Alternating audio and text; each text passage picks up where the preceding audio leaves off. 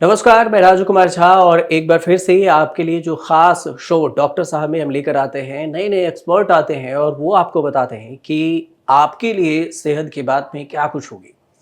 तो हमारे जैसे कि शो का नाम ही है डॉक्टर साहब, तो डॉक्टर साहब में हेल्थ पर भी बातचीत होती है, जैसा हम आपको कई एक्सपर्ट से बातचीत करवाते हैं। तो इस सप्ताह जो हम बात करने वाले हैं, वो हमारे साथ हैं, फिटनेस एक्सपर्ट हैं, जो दीक्षा छाबड़ा हैं। इनसे बातचीत होगी, इनके बारे में आपको थोड़ा-सा बताएँ कि दीक्षा छाबड़ा मिस बॉडी फिट 2017 रह चुकी हैं, टेडएक्स स्पीकर भी रह चुके हैं, अवार्ड विनर्स भी हैं। अब इनसे बातचीत होगी तो आपको धीरे-धीरे सब कुछ समझ में आएगा। और हम देखिए ये खास इसलिए होने वाला है, आपको पहले कुछ इंट्रो में हिंट में बता दें, क्योंकि आपको फिटनेस को लेकर जिस तरह से आपकी चिंता रहती है कि हम कैसे फिट रहें, और अगर आप महिलाएं हैं तो भी, पुरुष हैं तो भी, कभी फैट आपका बढ़ गया तो इस वजह से आप चिंतित हो जाते हैं, तो कभी कम हो गया इस वजह से चिंतित हो जाते हैं, ओवरवेट और कभी कम वेट की वजह से भी। तो दीक्षा छाबड़ा से हमने रिक्वेस्ट किया, उसके बाद हमारी बातचीत हुई इनसे, तो पता चला कि ये हमारे साथ जुड़े हैं और इसलिए हमने आपसे खास मेहमान के तौर पे दीक्षा छाबड़ा को लाए हैं। दीक्षा जी, आपका न्यूज़ तक में बहुत बहुत स्वागत है और न्यूज़ तक का ये जो खास शो है डॉक्टर साहब, इसमें आपका बहुत बहुत स्वागत है। Thank you Raju ji. सबसे पह सबसे पहले तो देखिए, आजकल जो चर्चा है, सोशल मीडिया पर भी चर्चा है, वो बॉलीवुड को लेकर होती है। चाहे वो फ़िल्म हो, अभी हाल ही में जैसे फ़िल्म आई धुरंधर, तो धुरंधर की चर्चा है। इसके अलावा सबसे ज़्यादा अभिनेत्रियों को लेकर होती है कि अभिनेत्री इतनी फिट कैसे रहती है। अगर इसकी बात करें तो काफ़ी अभी देखेंगे मलाइका अरोड़ा हैं, जिनके फ़िटनेस की लोग चर्चा करते हैं कि ये इतने फिट कैसे हैं। भूमि पेडनेकर हैं, आलिया भट्ट हैं, जो जिनके एक बच्चे भी हैं, बावजूद इसके ये खुद को फिट रख रही हैं। तो एक फिटनेस के तौर से आप महिलाओं को सबसे पहले कौन-सा टिप्स देना चाहेंगे कि वो खुद को फिट रख सकें और कैसे रख सकें स्लिम फिट खुद को? देखिए, महिलाओं के लिए सबसे इम्पोर्टेंट टिप ये है कि अब अगर आप एक फीमेल हैं जिसकी एज बिटवीन 20, 25 या फिर 50, हुँ, क्योंकि एक महिला हर तरह के हार्मोनल चेंजेस से अपने पूरे लाइफ टाइम में गुजरती है। जैसे ही एडोलेसेंस आती है, मेनोपॉज़ तक काफ़ी कुछ बदलाव फिज़िकली, हार्मोनली, इंटरनली, एक्सटर्नली हमारी बॉडी में होते हैं। तो हुँ, सबसे बेहतरीन तरीका इन सारे चेंजेस को मैनेज करने का है पूरी लाइफ लॉन्ग के लिए कि आप वेट ट्रेनिंग करें या रेजिस्टेंस ट्रेनिंग करें। जब भी हुँ। आप वेट्स के साथ एक्सरसाइज करते हैं तो आप अपनी मसल्स को एक्टिवेट करते हैं और हर उम्र की महिला के लिए वेट ट्रेनिंग एक रामबाण इलाज है। अगर आप अपनी सेहत को बेहतर रखना चाहते हैं, अगर आप अपने हार्मोनल चेंजेस पर काम करना चाहते हैं, अपनी overall fitness, strength, stamina, figure, अगर ये सारे आपके गोल्स हैं तो ज़रूर वेट ट्रेनिंग करें। इसके लिए आपको जिम जाने की ज़रूरत नहीं है, अगर आपके पास जिम मेंबरशिप है तो उसका ज़रूर इस्तेमाल करें। बट अगर आप घर पर एक्सरसाइज करते हैं, तो सिंपल डंबल्स या बेसिक वेट्स के साथ भी आप इन एक्सरसाइज़ेज़ को रोज़ कर सकते हैं। अच्छा, सबसे जो सवाल होता है, और महिला सबसे ज़्यादा, महिला हो या फिर लड़कियाँ हो, ये ज़्यादातर परेशान होती हैं बेली फैट को लेकर कि वो कैसे उसको कम करें, और ये बहुत चिंता का विषय बनता जा रहा है कि बेली फैट बढ़ भी रहा है, वो अपने फैट को कम भी नहीं कर पा रही हैं। कुछ तो ऐसे भी हमने केस देखे हैं और जो हमारे पास शिकायत आती है कि सर 1-2 एपिसोड ऐसा कीजिए जिसमें हमें तुरंत रामबाण के जैसे 1 सप्ताह के भीतर हमारा बेली फैट कम हो जाए। तो उनके लिए आप क्या कहेंगे? देखिए, फीमेल बॉडी जो है वो इस तरह से बनी हुई है इंटरनली बायोलॉजिकली कि हमारे हॉर्मोन्स फैट गेन को सपोर्ट करते हैं, क्योंकि हमारे रिप्रोडक्टिव सिस्टम में हमें एक बच्चे को क्रिएट करने की, उसे नर्चर करके पैदा करने की क्षमता है। इसके लिए हमारे हॉर्मोन्स कुछ इस तरह से काम करते हैं कि हम फैट स्टोरिंग पर ज्यादा हमारी बॉडी काम करती है। इसीलिए और स्पेशली अभी मैं एक रीसेंट स्टडीज पढ़ रही थी राजू जी, जिसमें हार्वर्ड यूनिवर्सिटी ने कहा है कि हर 2 में से 1 इंडियन वुमन आज की डेट में ओबीस हैं या बेली फैट से परेशान है। मतलब उनकी बॉडी में जो नॉर्मल फैट परसेंटेज होना चाहिए उससे ज़्यादा फैट है। ये इंडियन पॉपुलेशन की मैं बात कर रही हूँ, और बेली फैट मतलब आपकी बॉडी में फैट की मात्रा ज़्यादा है। ये जी। इसीलिए हो रहा है क्योंकि एक तो बायोलॉजिकली आप एक फीमेल हैं तो फैट स्टोरिंग सपोर्टिंग आपके हार्मोन्स होते हैं। दूसरा हमारा लाइफस्टाइल लाइफ़स्टाइल अब वैसा नहीं रहा, हमारा खान-पान उतना अच्छा नहीं है, हम जंक फूड या फ्राइड फूड पर ज़्यादा ध्यान देते हैं और एक्सरसाइज़ उस तरह की करते नहीं हैं, ना कि फिज़िकल एक्टिविटी रोज़मर्रा के कामों में भी बहुत कम हो गया है। इस वजह से ज़्यादातर महिलाओं को वेट नहीं भी बढ़ रहा है, तो बेली फैट ज़रूर देखने में आ रहा है। तो इसका रीज़न यही है कि आपको आपकी लाइफ़स्टाइल में कुछ भी प्रॉब्लम मतलब देयर इज़ अ प्रॉब्लम कि आपके या तो खाना-पीना सही नहीं है या आपका मूवमेंट नहीं है लाइफ़ में या फिर दिनचर्या में आप नींद अच्छे से नहीं ले रहे हैं, काफ़ी स्ट्रेसफुल है, आप ठीक से सो नहीं रहे हैं, टाइम से नहीं सो रहे हैं। तो ये सारी चीज़ें जैसे ही एक साथ बॉडी पर इम्पैक्ट करती हैं, बेली फैट दिखने लगता है और ये सबसे पहला साइन है आपकी बॉडी का जो आपको बता रहा है कि अब इट इज़ हाई टाइम कि कुछ चेंजेस लाने की ज़रूरत है आपकी लाइफ़स्टाइल में। हुँ। अच्छा, जैसे डाइट आप जो फीमेल फिटनेस एक्सपर्ट हैं, न्यूट्रिशन को भी देखती हैं, तो आपने कई सारे ऐसे, जैसे मैं आपके बारे में मैं ये देख रहा था कि 5,000 से ज़्यादा मेंस एंड वुमेन्स को आपने ट्रेन किया है, फिट किए हैं। तो जो सबसे बड़ा सवाल उठता है कि आजकल महिलाओं में खान-पान को लेकर कि वो क्या खाएँ? जैसे कहते हैं कि मीठा से परहेज़ करना चाहिए, जो मिठाई है, वो शुगर है, उसको नहीं खाना चाहिए, तो आप फिट रह सकते हैं। लेकिन बावजूद इसके महिलाएँ या फिर लड़कियाँ ये भी सोचती हैं कि हम मीठा भी खाएँ, फिट भी रहें। तो क्या ये संभव है कि हम खान-पान को साथ में दोनों पैरेलल लेकर चलें? या ध्यान क्या रखें, क्या खाएँ कि हम फिट बने रहें बिना एक्सरसाइज़ के भी?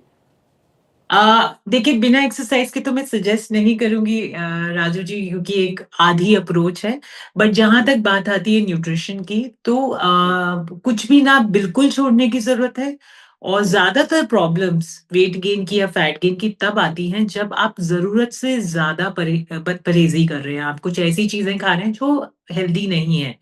बट अगर आप एक बैलेंस के साथ चल रहे हैं कि कभी मन किया वन्स अ व्हाइल आपने कोई मीठी चीज़ भी खा ली या फ्राइड चीज़ भी खा ली, पर हफ्ते में एक बार वैसा कुछ खाया बट बाकी समय आप अपने नॉर्मल घर के खाने के साथ अपना पूरा सप्ताह निकाल रहे हैं, एक्सरसाइज़ कर रहे हैं और घर का खाना जो है इंडियन खाना वो बहुत वेल बैलेंस्ड है।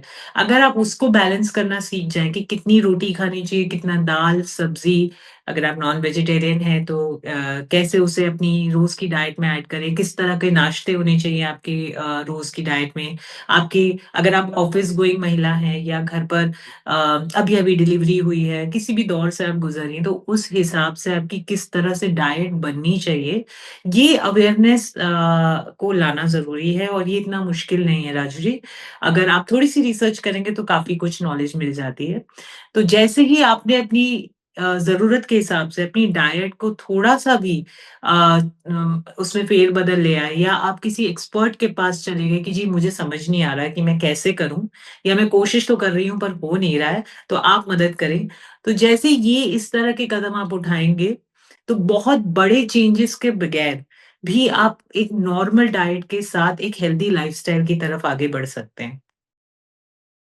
मैं ये कह रही थी कि मीठा खाने से फैट गेन नहीं होगा पर रोज़ मीठा खाने से फैट गेन होगा। तो इस अच्छा। आदत को अगर चेंज कर लिया जाए तो and there are healthy substitutes आजकल तो मीठे से लेके फ्राइड तक हर चीज़ को हेल्दी बनाने का तरीका आ चुका है। बस इन छोटे-छोटे चेंजेस को, इन हैबिट्स को आपको चेंज करना है तो बहुत मुश्किल नहीं होता आज की डेट में डाइट करना। अच्छा। अच्छा, एक चीज़ जो देखा गया है, जैसे जो गर्भवती महिलाएँ होती हैं, अगर वो प्रेगनेंसी के बाद जो उनका वेट का अचानक से बढ़ जाना और फिर प्रेगनेंसी के बाद उनके वेट को बैलेंस नहीं कर पाना, जैसे प्रेगनेंसी से पहले वो थोड़ा बहुत फिट भी रहती हैं, तो उसके बाद उनका अचानक से वेट बढ़ जाता है। तो इसके लिए कौन-कौन से एक्सरसाइज़ या डायरेक्ट खान-पान एकदम सीधे तौर से आप पॉइंट बाय पॉइंट पे उनको बताएँ, जो भी ये देख रहे हैं शो उन्हें, कि आप देखिए जी पॉइंट नंबर 1 कि आप चावल खाइए या नहीं खाइए, दाल खाइए या नहीं खाइए, ऐसा अगर कुछ है, तो आप अपने तौर तरीके से आप बताएँ कि हमारे जो भी व्यूअर्स होंगे वो समझ सकें। इस पोस्ट प्रेगनेंसी का आपको सेलिब्रिटी के एग्जांपल से बताती हूँ। तो अभी रिसेंटली हमारे बहुत फेमस एक्ट्रेसेस मदर बनी हैं। आप आलिया भट्ट को देख लीजिए जिन्होंने रॉकी एंड रानी के लिए आई थिंक 3-4 महीने में ही डिलीवरी के बाद शूटिंग शुरू कर दी और वो उस मूवी में बहुत फिट लग रही हैं। राइट। अ, और बेली फैट या बेली का बाहर निकलना प्रेगनेंसी के बाद, ये हर फीमेल को गो थ्रू करना पड़ता है। कुछ फीमेल का वेट गेन होता है प्रेगनेंसी के बाद विद हुँ, बेली फैट, कुछ का वेट नहीं बढ़ता है बट बेली बाहर आ जाती है। ये हुँ, रीज़न है कि आपने 9 महीने एक बच्चे को डेवलप किया है, तो आपकी पेट की मसल जहाँ पे हम इसे कोर कहते हैं, जहाँ पर बच्चा बढ़ता है, वहाँ की मसल्स वीक हो जाती हैं, मसल्स खिंच जाती हैं। तो डिलीवरी के बाद उन एक्सरसाइज़ेज़ से आपको वापस से अपनी मसल्स को स्ट्रेंथन करना होता है, ताकि हुँ, वो वापस उसकी जगह पर आएँ। तो आलिया भट्ट का जैसे मैं एग्ज़ाम्पल ले रही थी, उन्होंने पिलाटेस का इस्तेमाल किया, योगा का यूज़ किया, वेट ट्रेनिंग का यूज़ किया। ये सारे जो फॉर्मेट ऑफ एक्सरसाइज़ेज़ हैं, ये आपकी कोर की हीलिंग पर बहुत अच्छे असर देते हैं और बहुत कम समय में आप अपना पोस्ट प्रेगनेंसी का जो बेली है, जो पेट अलग से बाहर निकलता है, वो बहुत अच्छे से हील हो जाता है। काफ़ी सारी महिलाओं में आप देखेंगे कि सालों-साल डिलीवरी के बाद भी चाहे वो बहुत कोशिश कर रही हैं, डाइट भी कर रही हैं, एक्सरसाइज़ भी कर रही हैं, पर पेट कम नहीं होता है। वो वेट तो कम कर लेती हैं, पर पेट वैसा का वैसा मटके के जैसे बाहर निकला होता है। वो इसीलिए होता है कि डिलीवरी के बाद उन्होंने उन मसल्स की हीलिंग पर काम नहीं किया है। तो कोर स्पेसिफिक एक्सरसाइज़ेज़ करना बहुत इम्पोर्टेंट है एक पोस्ट प्रेगनेंसी फीमेल के लिए। तो अगर वो चाहती हैं कि उनका बेली या उनकी कमर वापस से जैसे वो प्रेगनेंसी के पहले थी, वैसी ही हो जाए, तो 3 महीने बाद आप अपनी डिलीवरी के, चाहे आपकी सी सेक्शन है या नॉर्मल डिलीवरी है, आप ये बेसिक कोर मूवमेंट्स कर सकते हैं। कोर की एक्सरसाइज़ेज़ पिलाटेस में सिखाती हूँ मैं। आप हुँ, योगा के थ्रू भी उन्हें कर सकते हैं और अलग-अलग फॉर्मेट्स हैं। पिलाटेस मशीन में भी होता है, स्टूडियो में जाके आप फ्लोर की एक्सरसाइज़ेज़ भी कर सकते हैं। तो आइडिया ये है कि आपको अपनी कोर की हीलिंग पर काम करना है। आप क्या फॉर्मेट ऑफ एक्सरसाइज़ से कर रहे हैं, उससे उतना फ़र्क नहीं पड़ता है, बट सही एक्सरसाइज़ करना बहुत ज़रूरी है। अच्छा, मेरे मन में एक सवाल आया, आप जैसे कह रही हैं कि जो गर्भवती के बाद या फिर बच्चे को जन्म देने के बाद उनका बेली फैट का निकलना, लेकिन हमने तो देखा है कि जो बैचलर हैं, जो लड़कियाँ, उनके भी बेली फैट बाहर होते हैं। तो बेली फैट से वो भी परेशान होती हैं, तो उनमें क्या ऐसा समस्या है कि वो अ, मतलब इस चीज़ से ज़्यादातर परेशान हो जाती हैं? देखिए, वो तो लाइफ़स्टाइल का इश्यू है। प्रेगनेंसी के बाद बेली निकलना तो नॉर्मल है। ये हर हुँ, फीमेल, मैंने जैसे कहा कि जो अगर प्रेगनेंसी के पहले फिट होंगे बट डिलीवरी के बाद वो भी नोटिस करेंगे कि बेली निकला है और उसको 3 हुँ, से 6 महीने अगर वो सही एक्सरसाइज़ करें तो वो बिल्कुल वापस चला जाता है। बट हुँ, जो फीमेल अनमैरिड है, जिनके अभी बेबी नहीं हुए हैं, उनके भी अगर बेली फैट आ रहा है तो इसके कई सारे कारण हैं। अगर आप ऐसे जॉब में हैं जहाँ पे 9 से 12 घंटे आप बैठ के सिर्फ़ कंप्यूटर के आगे काम कर रहे हैं, तो फिज़िकल एक्टिविटी है नहीं। आप वहीं बैठ के खाना भी खा रहे हैं, वहीं पे चाय-नाश्ता भी हो रहा है। तो खाते जा रहे हैं, काम आपका दिमाग तो थक रहा है, पर हुँ, बॉडी नहीं चल रही है, जिसकी हुँ, वजह से ऐसे बैठे रहने की वजह से आपका हुँ, बेली बाहर निकल जाती है। प्लस जब आपने ऑफ़िस का काम खत्म किया, फिर आप घर पे आए, आप लेट गए और फिर कुछ खाया और फिज़िकल एक्टिविटी के नाम पे कुछ है नहीं, देर रात तक आप मोबाइल चलाते रहे या कुछ पार्टी करते रहे। ये हुँ, सब कारण हैं इवेंचुअली जो आपकी बॉडी पे फैट, हमारी बॉडी में सबसे पहले फीमेल की बॉडी में पेट में ही हुँ, चर्बी चढ़ती है, चाहे मेल हो या फीमेल हो। हालाँकि दोनों जेंडर्स का पैटर्न ऑफ फैट गेन अलग होता है, पर सबका फैट सबसे पहले पेट पर ही आता है। तो अगर आप सही से सही टाइम पर सो नहीं रहे हैं, ज़्यादा फिज़िकल एक्टिविटी नहीं कर रहे हैं, काफ़ी स्ट्रेसफुल एनवायरनमेंट में हैं, काम की वज़ह से, पर्सनल लाइफ़ की वज़ह से, खाना हुँ, अच्छा नहीं है, तो फैट गेन नॉर्मल है, ये ज़रूर आना ही आना है, इससे आप बच ही नहीं सकते। हुँ। अच्छा, ब हमने इस पे फैट पे तो बात कर ली महिलाओं को, लेकिन अब जो बात आती है पीसीओडी को लेकर, जो पीरियड्स हैं, अनियमित पीरियड्स अगर हिंदी में इसे कहें, तो जो मासिक का होना या फिर किसी महीने में पहले हो जाना, जो सर्कल है उससे पहले हो जाना, इसमें आता है पीसीओडी में गड़बड़ी की। तो इसको आप किस नज़रिए से देखते हैं? क्योंकि इसके कई सारे लक्षण हमने भी देखे हैं, जैसे पीसीओडी अगर किसी में गड़बड़ी है पीसीओडी की, तो वज़न बढ़ जाता है, किसी-किसी के बाल झड़ने लगते हैं, हेयर फॉल की समस्या होती है। अब मूड भी स्विंग होता ही है, तो इन सारी समस्याओं का जो हमने ये लक्षण टाइप का मैंने जो लक्षण देखा था, तो ज़्यादातर लोग सवाल ये उठते हैं, महिलाएँ हैं और लड़कियाँ हैं, वो भी ये पूछती हैं कि पीसीओडी से हम निजात कैसे पाएँ? क्या एक्सरसाइज से हम ठीक हो पाएगा ये? या फिर कोई न्यूट्रिशन है, खान-पान को हम ध्यान दें कि इसकी समस्या से निजात पा जाएँ? क्योंकि ये ऐसी समस्या है दीक्षा जी जिसको महिलाएँ या लड़कियाँ वो बताना भी नहीं चाहती हैं घर परिवार में, और बस यूट्यूब या गूगल उस पे ढूँढती रहती हैं कि हाँ, हाँ, मुझे कैसे हो सकता है। तो अगर आप इसे समझाएँ, अगर न्यूट्रिशन हो, एक्सरसाइज हो जैसे भी, तो वो ठीक रख पाएँ आपकी। देखिए, हम औरतों की बॉडी बहुत सेंसिटिव होती है हार्मोनली। जैसे मैंने कहा कि हम पूरी लाइफ स्पैन में हार्मोनल चेंजेस से गुज़र ही रहे होते हैं। हुँ, अब क्या होता है, पीसीओडी हो गया, पीसीओएस हो गया, काफ़ी लोगों को थायरॉइड की प्रॉब्लम है। ये सारी फीमेल राइट। रिलेटेड इश्यूज़ हैं और हुँ, डायबिटीज़। और काफ़ी फीमेल्स को अब कंसीव करने में भी इश्यू हो रहा है, प्रेग्नेंट होने में भी इश्यू हो रहा है। ये हुँ, सारे हार्मोनल इम्बैलेंसेस हैं। और ये शुरू होते हैं, जो मैंने अभी तक आपको बताया कि आप एक्सरसाइज़ नहीं कर रहे हैं, आपकी बॉडी बिल्कुल एक जगह पे आप बैठे हैं, सिर्फ़ बैठ के काम कर रहे हैं और खा रहे हैं। रात को आप समय से सो नहीं रहे हैं, स्ट्रेस हुँ, बहुत ज़्यादा है। तो ये सारी चीज़ें, पहले फैट गेन होता है, उसके बाद का नेक्स्ट साइन जो बॉडी बताती है, बेली फैट बढ़ गया है, पर हुँ, आपने उस चीज़ को इग्नोर किया, उसके बाद आपकी फीमेल बॉडी आपको ये साइन देती है। आपको पीसीओडी होगा, जो एक mild version of hormonal imbalance है। अगर ज़्यादा एक्सट्रीम में इम्बैलेंस हो रहा है तो पीसीओएस हो जाता है, जो हुँ, थोड़ा-सा मुश्किल होता है। इम्पॉसिबल कोई भी इम्बैलेंस नहीं है, अगर आप एक्सरसाइज़ और न्यूट्रिशन पर ध्यान दें, तो ये सारे हार्मोनल जो डिस्टर्बेंस है, आप इसको ठीक कर सकते हैं। बट हुँ, पीसीओडी एक माइल्ड डिस्टर्बेंस है, पीसीओएस थोड़ा-सा डिफ़िकल्ट डिस्टर्बेंस है। थायरॉइड भी एक ऐसी डिस्टर्बेंस है जिसकी वजह से वेट गेन होता है, उसे भी आप वापस ला सकते हैं, अपने नॉर्मल लाइफ़स्टाइल में वापस आ सकते हैं। डायबिटीज़ इंडिया में आई थिंक हम लार्जेस्ट कंट्री हैं राइट, जिनकी 10 करोड़ के पॉपुलेशन करीब डायबिटीज़ में में 10 है। करोड़ से ज़्यादा जी। डायबिटीज़ के पेशेंट हैं तो हमारे ये यहाँ सारे इंडिया में। हार्मोनल चेंजेस की वजह से हो रहा है राजू जी। अब हुँ, एक्सरसाइज़ और न्यूट्रिशन पर अगर जो आपने सवाल मुझे पूछा, तो जी, जैसा मैंने कहा कि स्ट्रेंथ ट्रेनिंग बहुत अच्छा तरीका है, क्योंकि कम मूवमेंट में आप ज़्यादा कैलोरीज़ बर्न करते हैं। और हुँ, स्ट्रेंथ ट्रेनिंग जिसमें हम वेट्स उठाते हैं या जिम जाते हैं घर पर या बाहर, तो स्ट्रेंथ ट्रेनिंग से क्या होता है कि पूरी बॉडी एक्टिवेट हो जाती है। हुँ, और उतना हर उम्र का इंसान इस एक्सरसाइज को करके इसके फ़ायदे ले सकता है।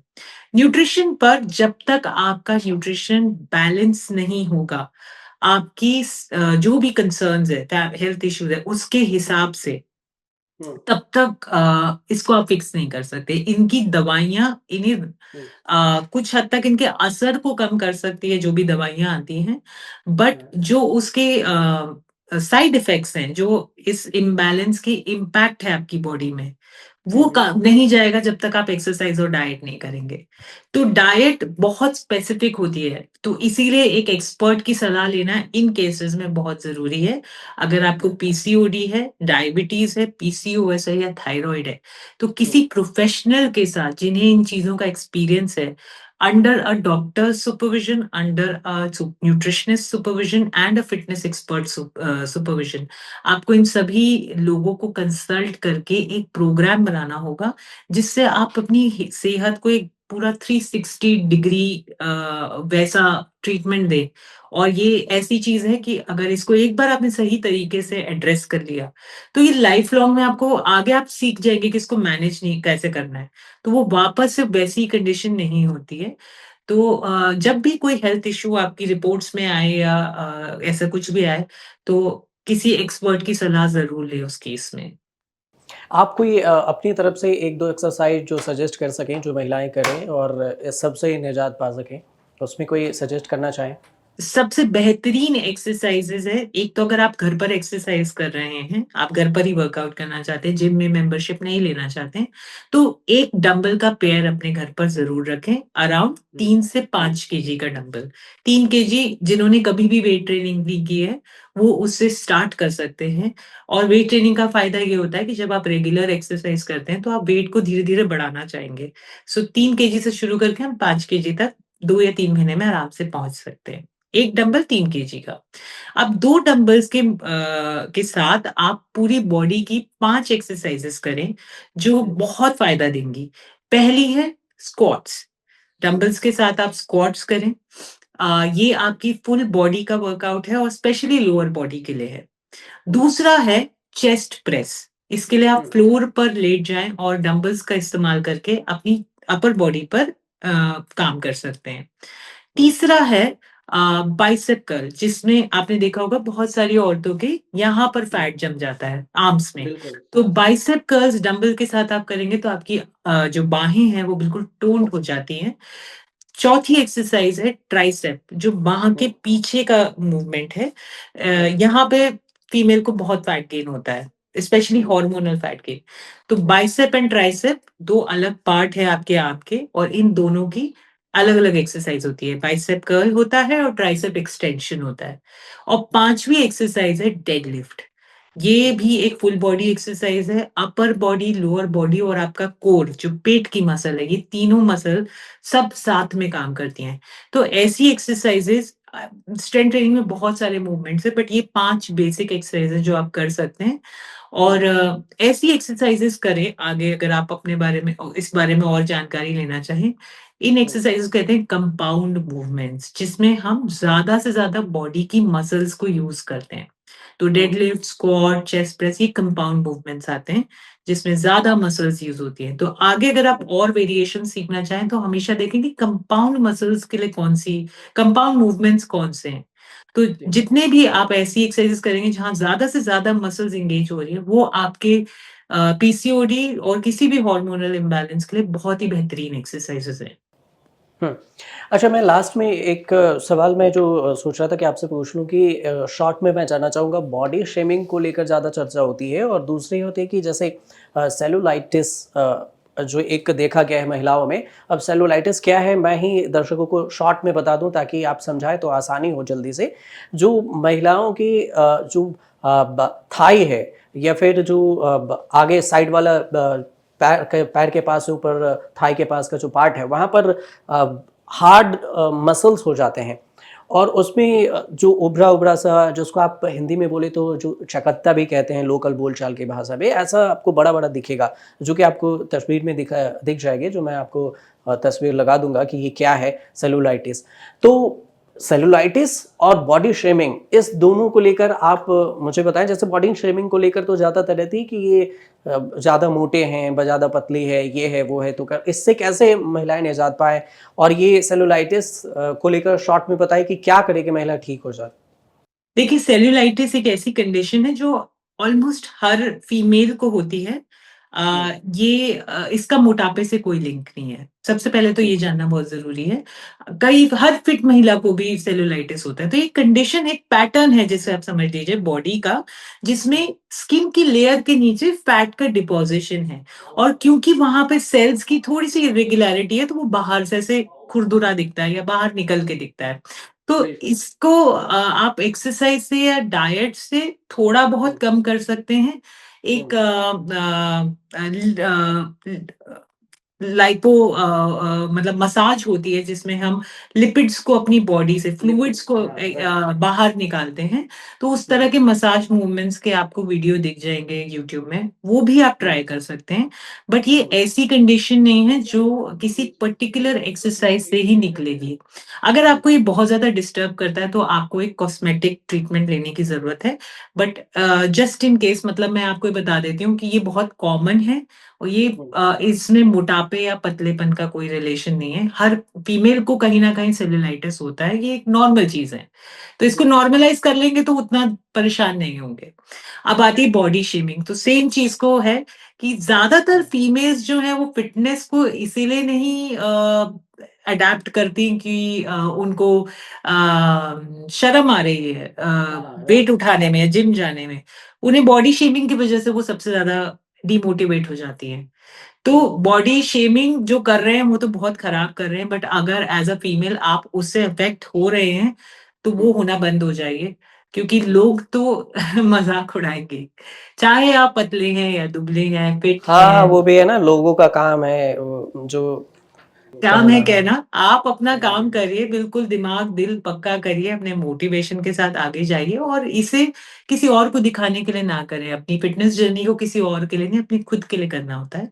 तो जब ये एजेंडा हमारे दिमाग में आ जाता है ना कि ये मैं अपनी सेहत के लिए कर रही हूँ, मुझे ऐसा दिखना है, तब ये चीज़ें फ़र्क नहीं करती राजू जी। तो बॉडी शेमिंग यहाँ है, वो लोग तो बोलेंगे, जैसे ट्रोलर्स आते हैं, बोलते हैं, चले जाते हैं, ऐसे लोग भी आते हैं, चले जाते हैं। आपको इस पे तो चलिए आपसे बात करके आज बहुत अच्छा लगा। हमारे दर्शकों को भी ये पता होगा कि फ़िटनेस जो है वो कितना ज़रूरी है और कैसे आप अपने आप को फ़िट रख सकते हैं। जो बहुत सारी शिकायतें आ रही थी कमेंट में आप लोग करते रहते हैं, जो हमारे दर्शक हैं कि सर आप फ़िटनेस को लेकर कोई शो नहीं करते, हम फ़िट कैसे रहें, महिलाओं को लेकर नहीं करते हैं। तो देखिए हम आज दीक्षा जैसे आपकी बातचीत करवा दी और इन्होंने आपको आसान भाषा में बता भी दिया कि खुद को कैसे-कैसे फ़िट रखें, क्या-क्या समस्याएँ हो सकती है, आसान भाषा में आप समझे होंगे। उम्मीद करते हैं फिर भी आपके पास कोई शिकायत हो तो आप हमें कमेंट बॉक्स में ज़रूर बताइए और अगर वीडियो सही लगी तो लोगों तक पहुँचाइए, इसे शेयर कीजिए, वो भी थोड़ा अवेयर हो सकें और इसे अपना सकें। दीक्षा जी आपका न्यूज़ तक में और डॉक्टर साहब शो में खास करके जुड़ने के लिए आपका बहुत-बहुत धन्यवाद। ज़रूरी है कि फिर से हम आपसे जुड़ेंगे, तब तक नमस्कार।